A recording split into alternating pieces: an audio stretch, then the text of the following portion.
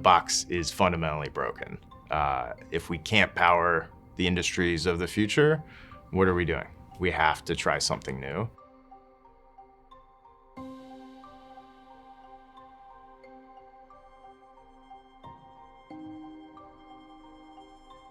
The modernization of our energy infrastructure and our grid is the defining issue of our generation.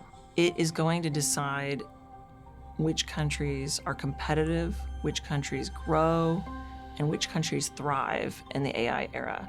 After a year-long dialogue convening over 200 engineers and economists, utility executives, developers, investors, if I had to point at one common thread that everybody agreed about, it would be time is escaping the system.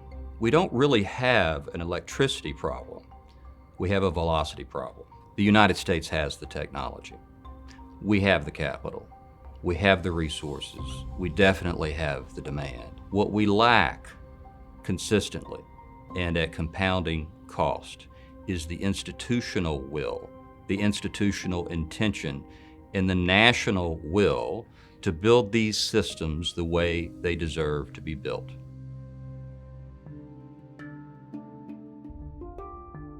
The grid is what's powering the digital economy of the world today and will continue to do so in the future. It is the universal enabler and connector of people everywhere. Energy security is national security.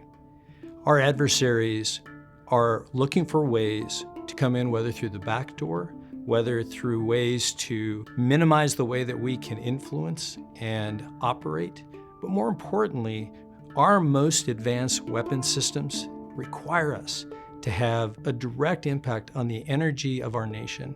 And that means that the grid and everything that attaches to that grid must be reliable, it must be ready, it must be resilient. The utility ultimately now is this $1 trillion network that should be thought of as a platform, right? A platform for businesses to figure out how they're going to grow and access new power, for homeowners to think about how they want to manage how they use energy, whether it's clean or dirty, and what times of day and when they power their cars and homes. But this platform needs to have open access. Manufacturers need to be able to connect to the grid in order to make the products that are needed.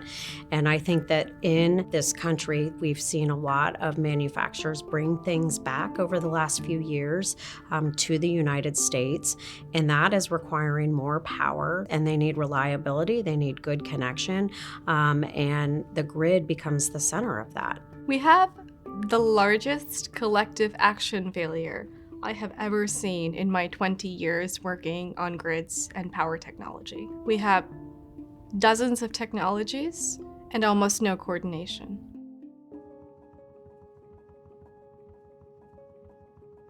We're in a very competitive global world and environment right now, and if we can't build the most modernized, most reliable, cost-efficient grid, our adversaries are going to do it, and they're going to beat us.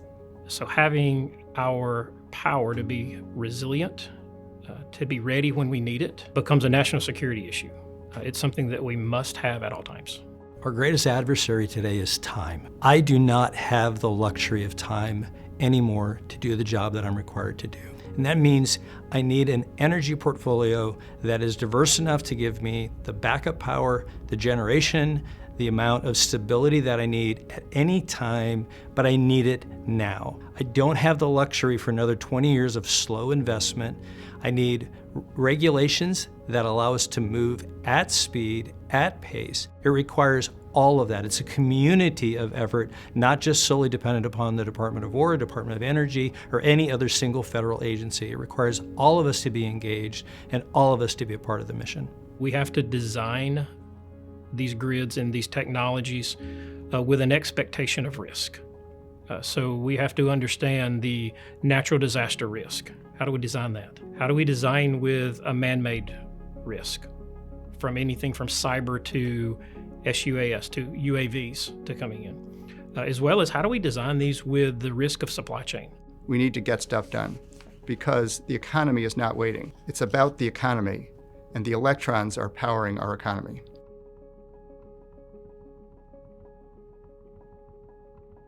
Imagine a world where energy was truly independent of geography. The enemy could not cut you off from your access to energy. That's true energy security. Our top priority is to stabilize, optimize, and grow the electricity system so that it can deliver affordable, reliable, secure energy to the American people. The Department of Energy needs strong collaborative partnerships with industry and government working together with urgency and discipline.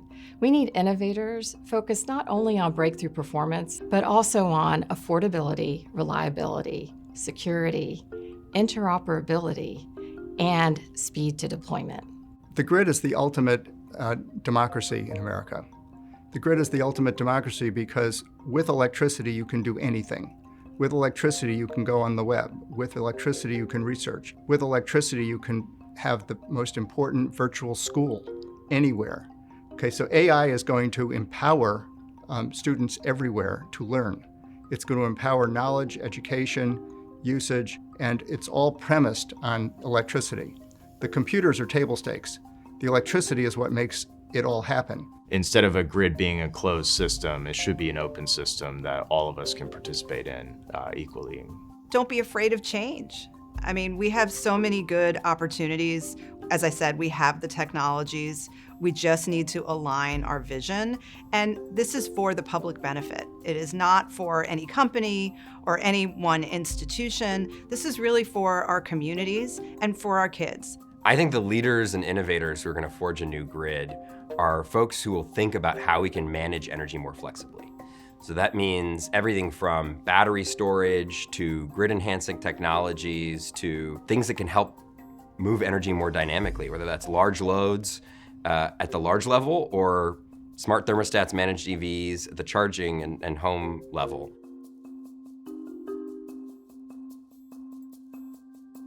A true grid is a grid that earns the trust that we place in it. One that's designed with intention, non-zero intention. Instead of distributing value among partisans, growing that value for all stakeholders. A true grid recognizes time as the master variable and the kilowatt hour as liquid, available at a time that it's needed, at a place that it's needed, at a price you can trust. I need a resilient grid. I need a grid that is there, that is modern and has been invested in. One that is capable of also allowing me to have a smart grid. A grid where I can look out and say, yes, I can manage power where I need it to be, when I need it to be, and we can handle those fluctuations in a solid base load. If we have all of that, then I have the capability to power project anywhere in the globe that I need to at a moment's notice. And again, do the mission our nation requires of us. But a truly modern grid is really bidirectional. It's where instead of the demand being one-sided, those people that are requesting the power are also contributing to the need. And it consists of a lot of sensoring that enables real-time information so that the developers can really make informed choices that enables them to be flexible and resilient so that they can respond better if there are weather impacts or cyber impacts and really meet the needs of communities and industries everywhere. A true grid is a social grid. And by a social grid, I mean that it's a social good. It's for the people, it's for the communities.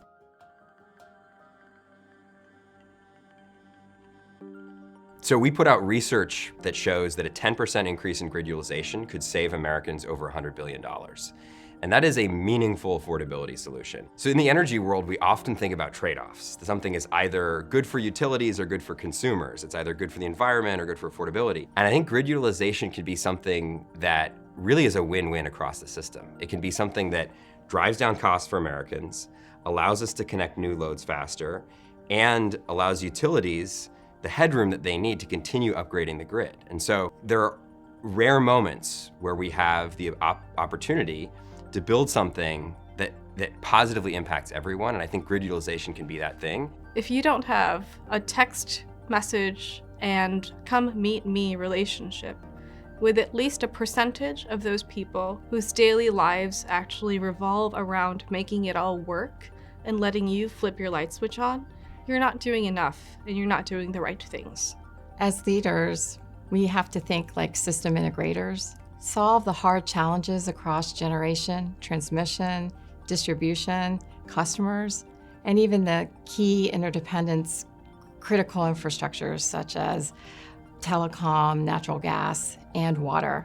This is a shared mission. By working together, we can achieve that mission.